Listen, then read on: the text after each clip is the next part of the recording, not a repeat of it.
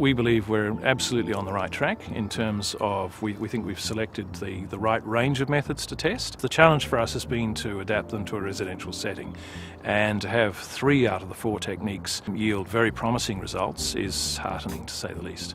So the next stages of the trials are going to be that we're going to drill into the ground and put some explosives in the ground. We're going to detonate those charges and cause the soil on a wide scale to liquefy, really simulating the effects on a wider area of the earthquakes. We're also about to undertake a pilot repair program on real homes with a range of parties, including private insurers, and by the end of this year, 2013, we will have a confident, shared understanding of the logistics of deploying these methods in Eastern Christchurch. Housing New Zealand has contributed some financial support for phase 1 of the trials. They have a significant stock of housing that has been damaged by the earthquakes,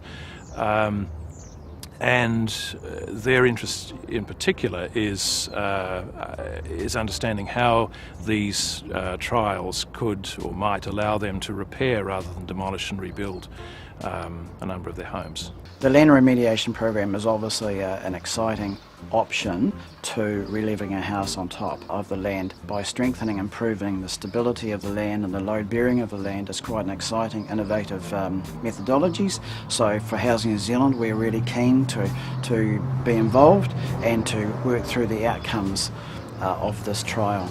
It's a great demonstration of how international collaborations, but more importantly how the incentive and the ingenuity that's here in New Zealand is being harnessed to come up with solutions that will help people. There's just an enormous amount of good science that can be gathered that will help Christchurch and the rest of the world. It applies all over the world.